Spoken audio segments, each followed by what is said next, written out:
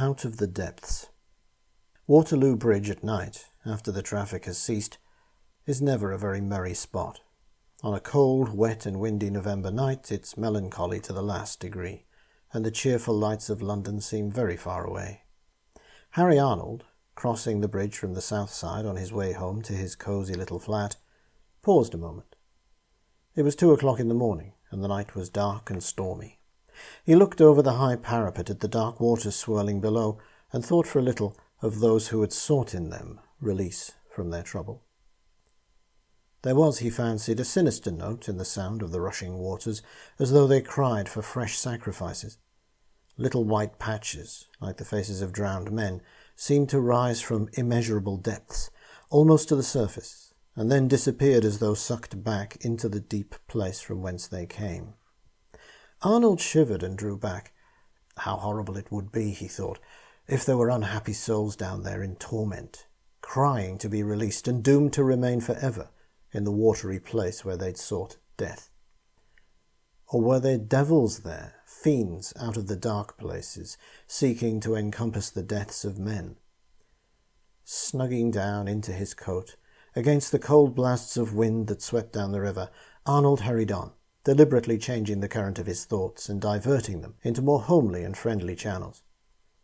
Horrors were all very well in their way, he reflected, but the proper place for them was beside a cheery little fire, with one's feet in comfortable slippers on the fender. Try as he would, though, his mind reverted constantly to the tragedies the river had known, and he thought of fiends that had the shape of drowned men that came rushing to the surface and dragged their victims down until they were dead, and their poor bodies went bobbing down the stream, drifting and twisting with the tide.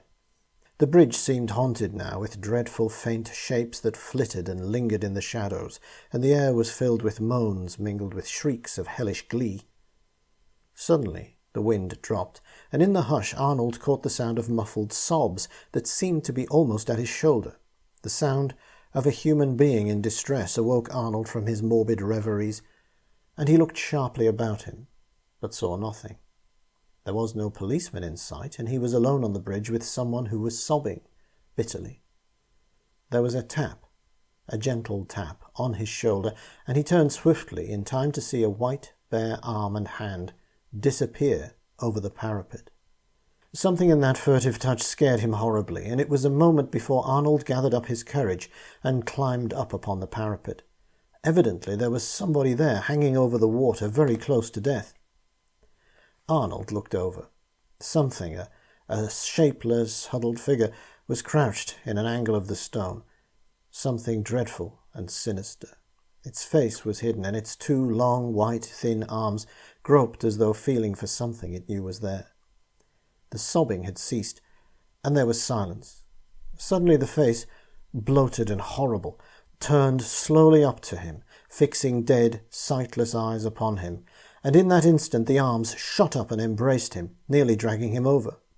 With a shriek of ghastly horror, Arnold released himself and collapsed, sick and faint, on the pavement. A policeman's lantern flashed into his eyes. "Here, Governor, I've been watching you. What's the game? Come on now.